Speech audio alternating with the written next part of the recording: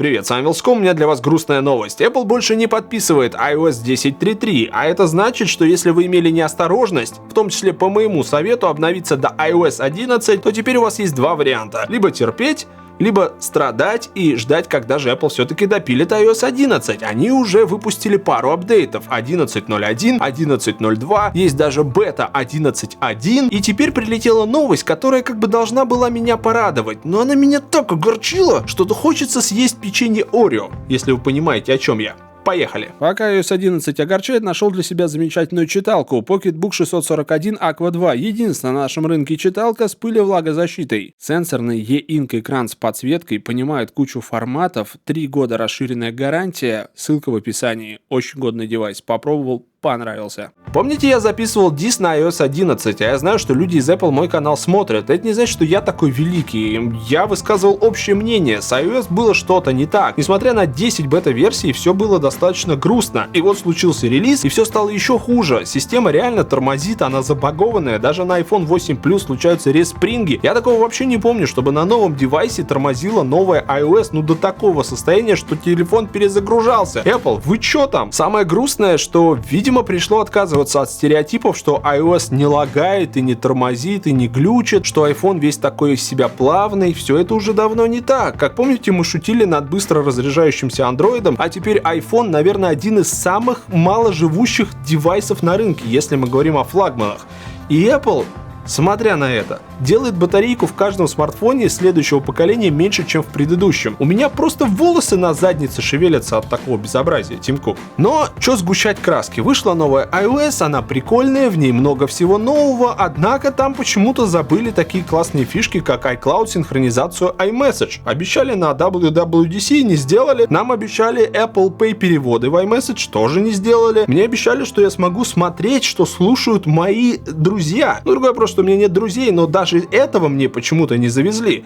Что за фигня? Почему в релизе iOS 11 выпилили кучу классных функций, которые обещали на WWDC в июне? И вот сегодня я просыпаюсь и вижу, что Apple опубликовала новый пресс-релиз. Думаю, наверное, что-то классное. Наверное, они осознали, что нужно все свои миллиарды свободных денег, все свои тысячи сотрудников бросить на решение очень простой задачи: сделать iOS 11 не лагающим дерьмом. Но ребята выпустили новые эмодзи. Это, кстати, один из новых. Может быть, я что-то не понимаю в современном пиаре и маркетинге, но мне кажется, что нелагающая стабильная система как-то больше нужна, чем новый пакет эмодзи, причем очень странных. Тут есть, например, чернокожая русалка. Есть гендерно-нейтральные мальчики и девочки, хотя хрен знает, как их назвать. Не могу даже представить, как раньше я обходился без эмодзи «мальчик-фея». Мальчик-фея теперь есть в iOS. С другой стороны, пельмешка такая вкусная на картинке, что ее прямо хочется сожрать, и очень приятный ежик. Я вам сейчас покажу фотографии, если вы старый фанат Apple, то по вашей бритой или не очень гендерно-нейтральной, щеке должна потечь какая-то гендерно-нейтральная слеза.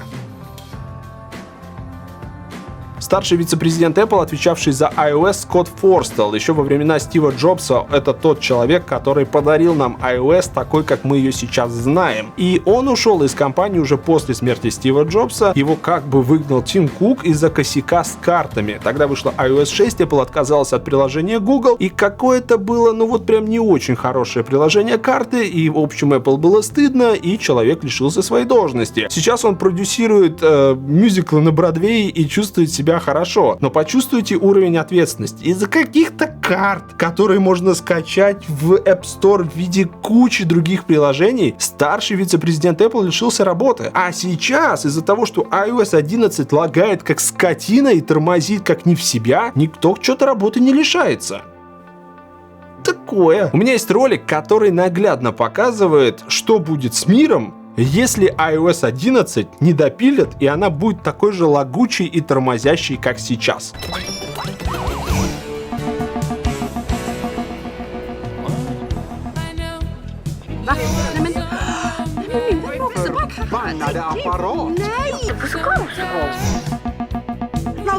WeChat 不工作了。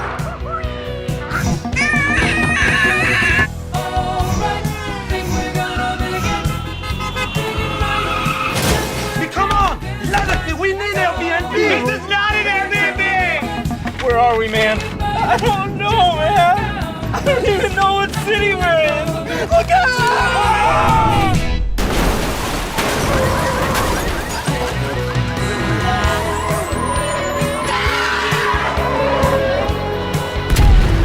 World leaders are declaring a global state of emergency until the app situation can be resolved. Selfies! Hey, buddy! Selfies! Selfies! Apocalypse is nigh!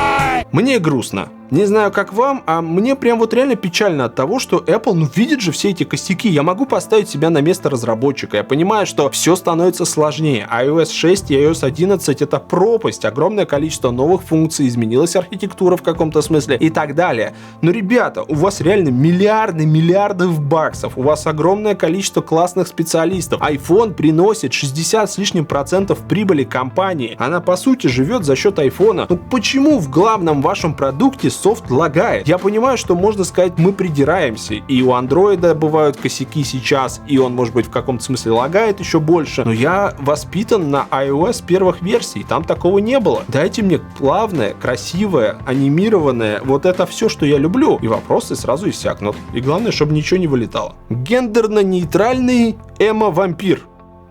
Пау! Ставьте лайки, если вы меня в этом вопросе поддерживаете. Я очень хочу, чтобы Apple взялась за ум, допилила iOS с ближайшими фиксами, той же iOS 11.1, когда она выйдет в релиз, и мы вздохнем с облегчением, начнем пользоваться с удовольствием своими айфонами, потому что если вы сейчас смотрите на свой 5s, SE, 6s и такие, что-то iOS 11 лагает, я могу вас успокоить. На iPhone 8 Plus она лагает точно так же. Все очень плохо. Это не зависит от девайса, эта система имеет какие-то вот прямо косяки. Я не знаю, как они так умудрились. Мне кажется, что даже предыдущие беты так себя не вели. Релиз какой-то очень странный, очень неочевидный. Поверьте мне, я все эти беты видел, перевидел, и что-то вот то, что случилось с iOS 11, меня пугает, именно поэтому я и записываю ролик. Вам могло показаться, что он снят только ради рекламной интеграции, но на самом деле да. Подписывайтесь на канал, вступайте в мою группу ВКонтакте, подписывайтесь на мой твиттер, пишите мне свои сообщения в твиттере, лайкайте фоточки в инстаграме, все как обычно. И вот эта коробочка здесь, конечно же, не просто так стояла. В ближайших роликах расскажу, что к чему и от чего. Пока!